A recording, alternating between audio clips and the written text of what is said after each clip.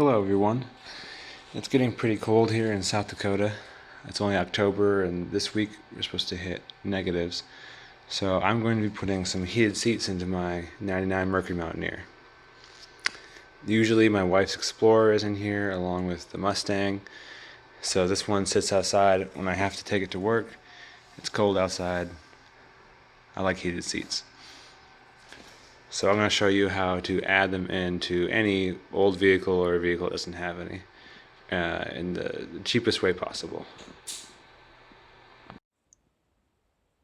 So the first thing you want to do is the wiring.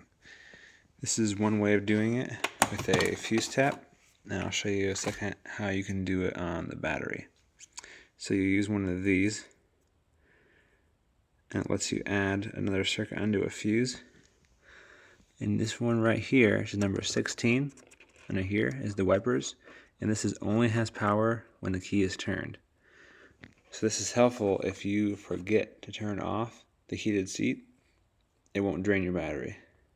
If you hook it up directly to the battery, like I'm about to show you in a second, if you forget to turn it off, it can drain your battery over a long period of time, say a day or so.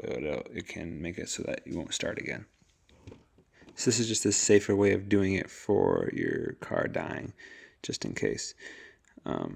So you would just plug it in, and anytime you add a fuse to these, it needs to always be going this way. You cannot go this way, because the idea is that the power runs in through here, it goes through the normal fuse that would be in that slot and goes out through here, and then it taps off and goes through there for the circuit you want to add. If you turn it around and do it this way, you're going to go straight through the circuit and bypass the fuse, and then you could potentially damage the circuit that you've added onto.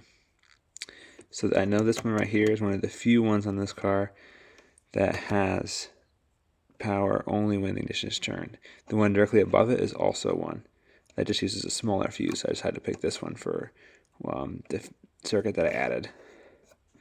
So right here is the one for the rear wipers. That one you can also use. So just pick which one you want. And then you'll plug it in like this, run the wires down, and then across. It'll just be underneath the dash. You can use some zip ties, tuck it away, and run it down and around. Underneath there, it's pretty easy to tuck wires to get it to where you need to in that center console, so you have power to your seats. So this is the other way of doing it. You could just hook it directly up to the battery. Just remember that it will always be running even if the car is off, and could potentially drain the battery, which is not as big of a deal depending on how nice of a battery you have, such as this nice Optima yellow top.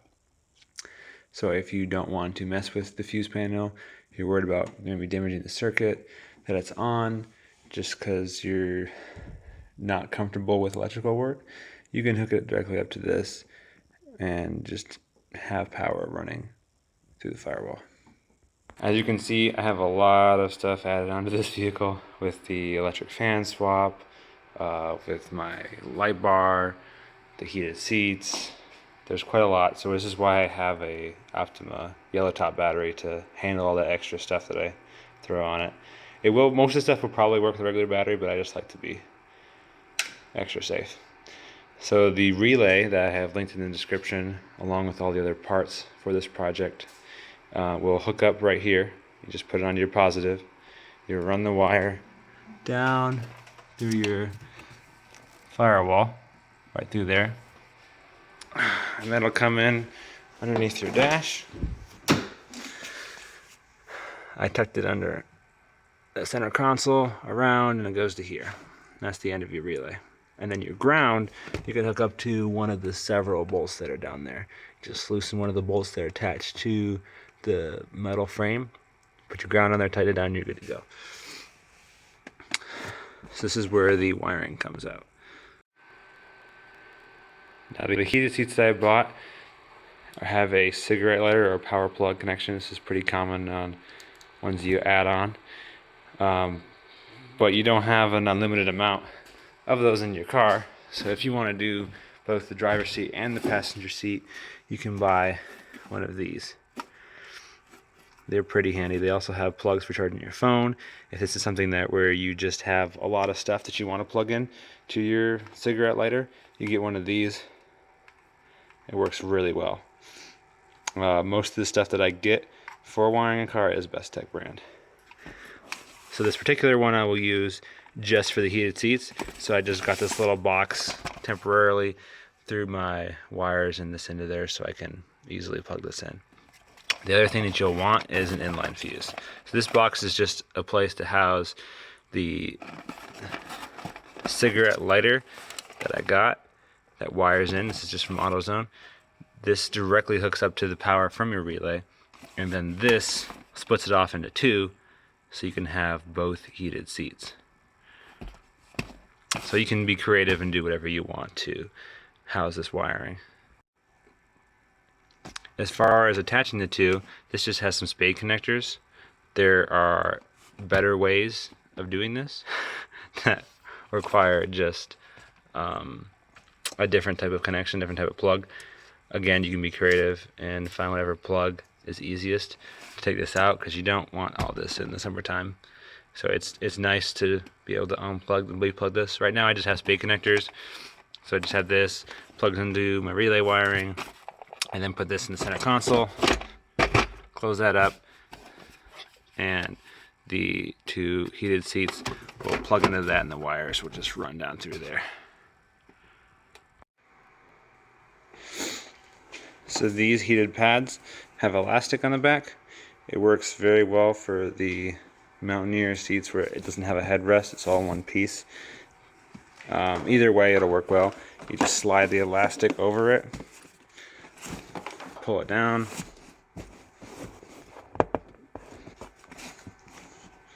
that sits right on there,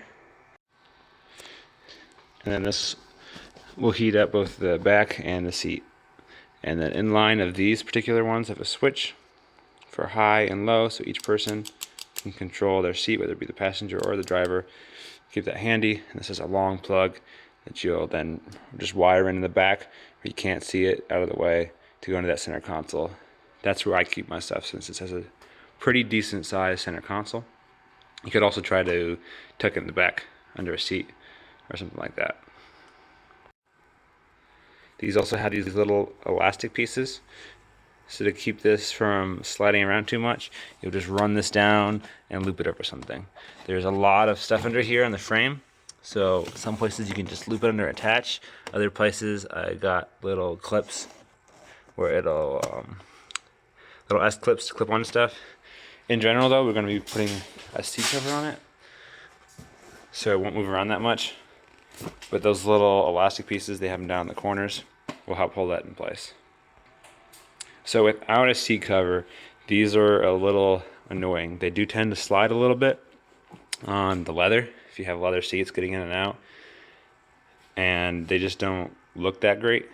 So what I did is I just went out to Ross, got a cheap seat cover, take the seat cover, put it on the seat, and then it looks, you can't even tell that there is a seat warmer in there. Alright, so now I have the seat cover on. Looks nice and clean. The seat cover also has little loops you can loop around, hold it in place. Fits pretty decent for being universal. And the new wires, you just tuck them all down in there. If it's just you driving, you can just leave this on, get rid of it, or you can leave it out and about just in case if you want to turn it off and the person in the passenger seat doesn't want it.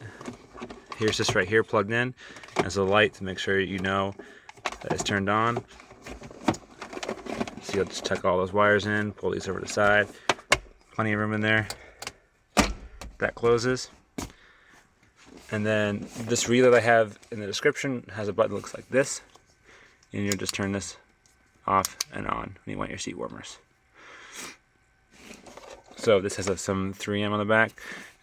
You can take that off. The best way to do this is to run it where you want it and then put it up. Peel that sticker off, put it on there, and then you just have to press off on. So right now my seat warmer's running, getting warm. Pretty simple. The hardest part is probably just running that wire through the firewire, fishing it through. You can do this all in maybe an hour if you have running some problems. So to recap, you just run the wire through here, the relay, fish it through, plug it in, do whatever you're gonna plug it in for the cigarette lighters. Again, I'll have everything linked in the description.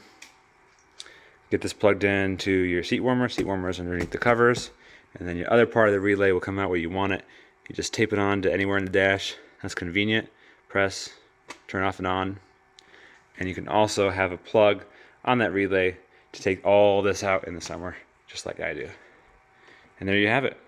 Seat warmers, any vehicle, and this didn't even cost that much.